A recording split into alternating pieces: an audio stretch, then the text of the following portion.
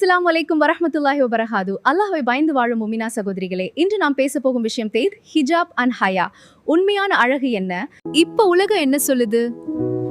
அழகு காட்டணும், இம்ப்ரெஸ் பண்ணணும், ஃபாலோவர்ஸ் அதிகமா வரணும். ஆனா அல்லாஹ் குர்ஆனில் நேரடியாக முமினா பெண்களுக்கு கட்டளை கொடுக்கிறான், மரியாதையை காக்கவும் ஹயாவை பாதுகாக்கவும். ஹிஜாப் ஒரு ஃபேஷன் சாய்ஸ் இல்ல, அது ஒரு ஐடென்டிட்டி, அது ஒரு ப்ரொடெக்ஷன், அது அல்லாஹ்வின் கட்டளை. சகோதரிகளே, நம்ம உடம்பு டிஸ்ப்ளே பண்ற பொருள் இல்ல, அது அல்லாஹ் கொடுத்த அமானா.